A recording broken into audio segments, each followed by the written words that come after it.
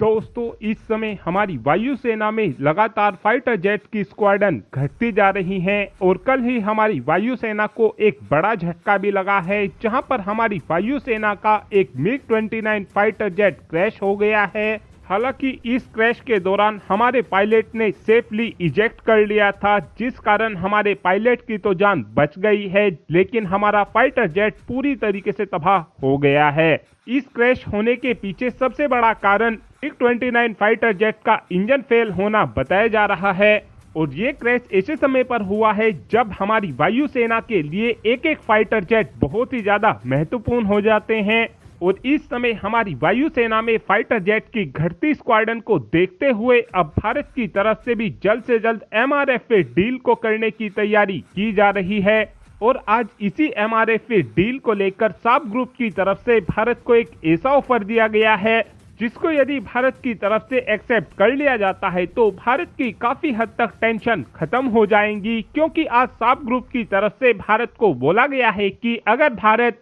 एमआरएफए deal में हमारे Gripen E fighter jet को सेलेक्ट करता है तो भारत काफी आसानी से हमारे ग्रिपेन ई फाइटर जेट के अंदर अपने सभी स्वदेशी हथियारों का इस्तेमाल कर सकेगा, जैसे Astra missile, Rudram missile, smart anti airfield weapon. इन सभी हथियारों को Bharat Gripen E fighter jet के अंदर लगा सकेगा। अभी तक जो साफ ग्रुप की तरफ से भारत को ऑफर दिए गए हैं, इनमें साफ ग्रुप का कहना है कि हम अपने फाइटर जेट की पूरी टेक्नोलॉजी भारत को देंगे। हर साल हम भारतीय वायुसेना को भारत के अंदर ही बनाकर 24 की संख्या में ग्रिपेन ई फाइटर जेट देंगे, यानी हर महीने हमारी वायुसेना को 2-2 की संख्या में ग्रिपेन ई फाइटर जेट की डिलीवरी होगी। और अगर भारत इस ऑफर को सेलेक्ट करता है तो भारत की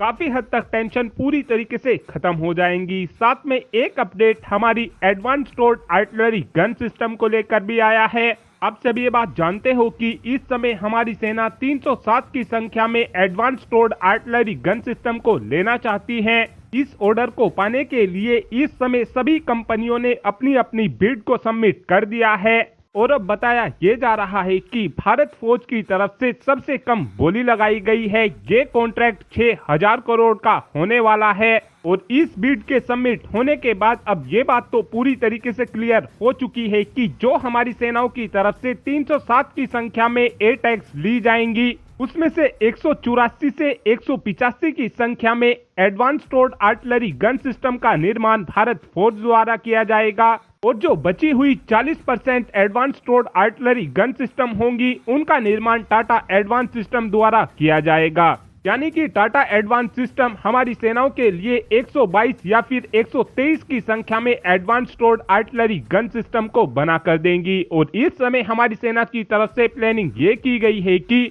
जैसे ही हमको एडवांस टोर्ड आर्टिलरी गन सिस्टम की डिलीवरी मिलनी शुरू होगी, उसके तुरंत बाद ही इन आर्टिलरी गन को हम चाइना और पाकिस्तान से सटी सीमा पर तैनात करना शुरू कर देंगे। और अब आप ही कमेंट कर बता सकते हैं कि क्या हमको साफ ग्रुप के इस ऑफर को एक्सेप्ट करना चाहिए, हाँ या फिर ना। इस बात का आंसर आप कमेंट बॉक्स में दे सकते हैं। Thanks for watching this video. Have a good